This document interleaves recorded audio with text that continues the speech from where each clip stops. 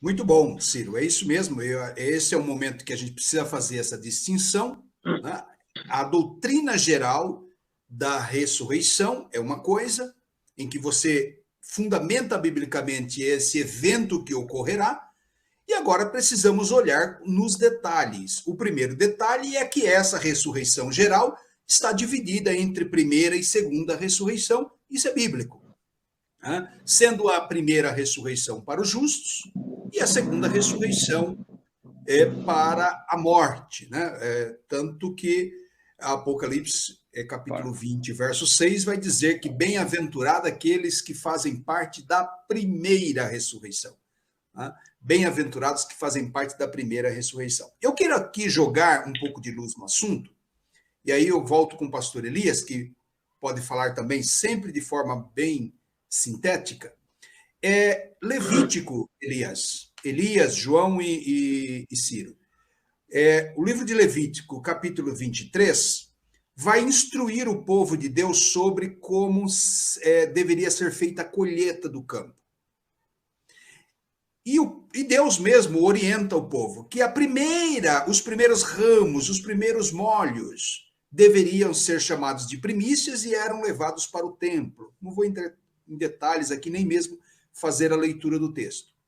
Mais adiante, o texto vai instruir que, quando então fosse fazer a colheita geral, não se preocupasse com aquilo que sobrava, né? Os restolhos, né? O que caísse na beira do caminho, aquilo que sobrasse ainda nas espigas, para que os estrangeiros viessem ali comer, né? O pobre viesse comer.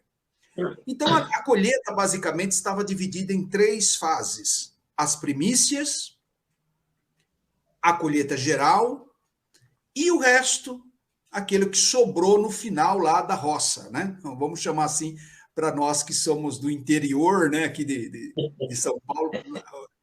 Quem tem roça sabe como é que funciona. Os primeiros frutos, depois a colheita geral e, por fim, os restolhos. E Paulo vai se aproveitar dessa ideia, lá em 1 Coríntios 15, e vai chamar Jesus de primícias dos que dormem. É o primeiro a ressuscitar para a vida eterna, para não mais morrer. E aí nós podemos, aí vocês vão contribuir, né, com esse desenvolvimento. Está correto utilizar esse paralelismo da colheita nos tempos bíblicos, em 3 fases, para a primeira fase, ou seja, logo então entra o que o Ciro estava falando. A visão, eu acho, Ciro, me permita, é checkmate, né, no pós-tribulacionismo, no amilenismo, né? A interpretação pré-tribulacionista, pré-milenista, tem uma força argumentativa, uma clareza de ideias, né? Não joga tudo para cima, espiritualiza, ou não deixa debaixo do tapete aquele problema, aquele aparente problema bíblico. Essa ideia das primícias e da colheita não seria suficiente, pessoal, começar pelo pastor Elias, para ilustrar que a primeira ressurreição ela está dividida em 3 fases? Inclusive, agora há pouco, eu não vou citar o nome dele, que está me assistindo agora, mas é um amigo, um querido pastor presbiteriano, e que direto a gente está tretando aqui sobre calvinismo, arminianismo e sobre outros temas, né? E ele me viu respondendo agora, tem um canal aí no YouTube, que acho que pegou a tua ideia, viu, Elias? Elias tem um canal que tem uma repercussão muito grande, e o pastor Elias, ele usa a seguinte brincadeira, assim, a pergunta que travou o fulano de tal, a pergunta que travou tal assunto. E esse canal, Elias, depois eu te passo o canal ele publicou hoje um vídeo assim, a pergunta que travou os pré-tribulacionistas. Aí ele, qual que é a pergunta monstro dele? Né? Aí o pessoal, um colega me mandou o vídeo, né? Eu já respondi lá no canal. Aí ele diz assim, se a primeira ressurreição é no arrebatamento, como é que ficam justamente aquilo que o Ciro já respondeu? Como é que ficam os mártires da grande tribulação? Né? Que hora que eles vão ressuscitar? Deixa eu ver, uma pergunta bombástica que travou os pré-tribulacionistas. Eu vou passar essa pergunta para o Arthur André aqui, de 10 anos, que frequenta EBD, ele vai responder. Né? Então, pessoal, eu queria que vocês trabalhassem, a partir do pastor Elias, que é um hebraísta também, conhece muito cultura judaica, essa ideia da colheita lá de Levíticos 23, para jogar luz sobre essas 3 fases, e esse pastor presbiteriano está me ouvindo agora, está me assistindo agora, né? Porque ele caçoou de mim dizendo, agora vocês dividem a volta de Jesus em 2 fases, agora a ressurreição também eu não aguento mais, né?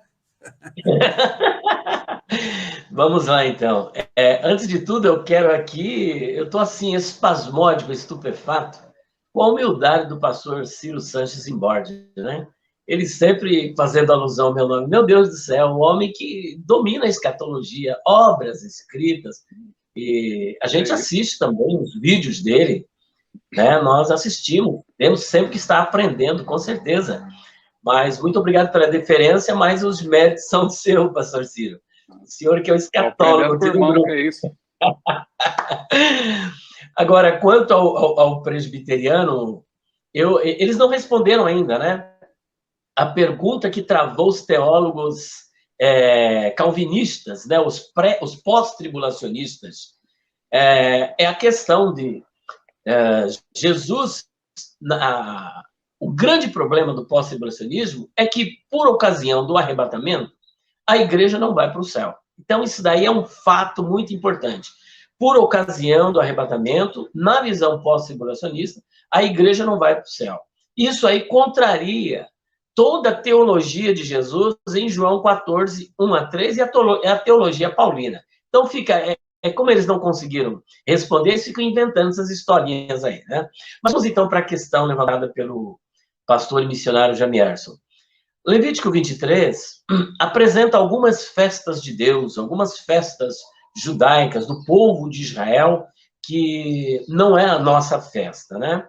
E entre estas tantas festas, nós temos uma que em hebraico é chamada de Habikurim. Hag é a palavra hebraica para festa, e Bikurim é a forma no plural de Bikur, que é o primeiro, né? E Bikurim está no plural, primícias, né? As primícias. Então, a festa das primícias. Em que consistia essa festa das primícias?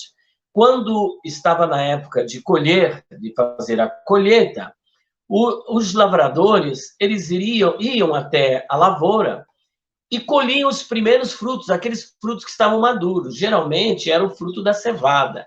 Então, eles faziam um pequeno molho e amarrava e depois levava para o sacerdote para que ele pudesse consagrar toda a colheita. Esse molho que era levado para o sacerdote era chamado de molho das primícias.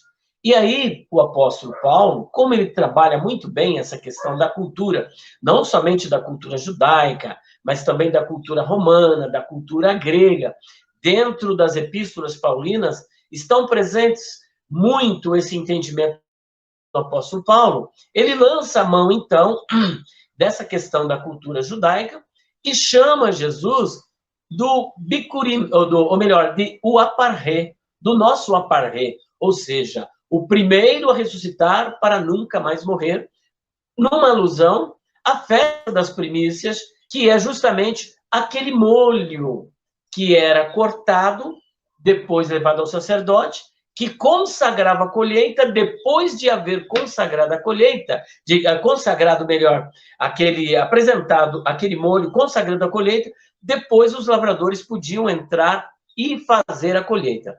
No que diz respeito aos rabiscos, era para os pobres, para o estrangeiro. Então, tem a primeira parte, que é o molho das primícias, segundo, a colheita em geral, e terceiro, os rabiscos. Eu acho que esse paralelismo, ou essa analogia, ela é plausível, até porque Paulo faz uso disso.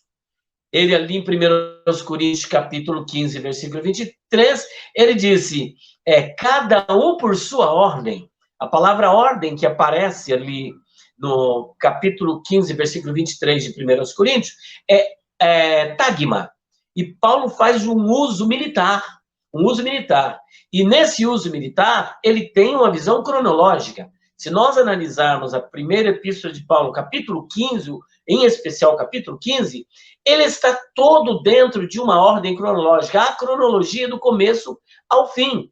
E aí ele apresenta esta cronologia. Primeiro, o molho das primícias. Depois, os que são de Cristo na sua vinda.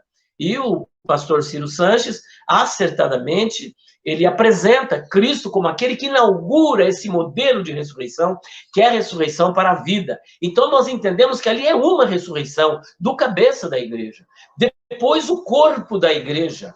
Depois, nós temos as outras ressurreições que já foram mencionadas pelo pastor Ciro Sanches, que podemos assemelhá-las a esses rabiscos. As duas testemunhas, os mártires da grande tribulação.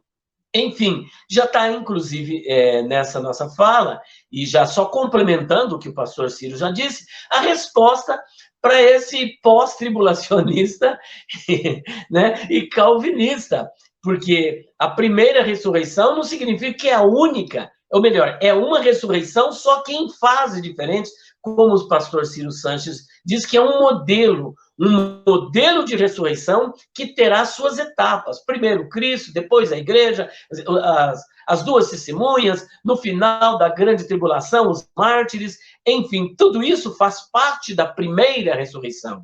E apenas a segunda ressurreição, que não é a ressurreição para a vida, é a ressurreição para a condenação, a ressurreição para a morte eterna.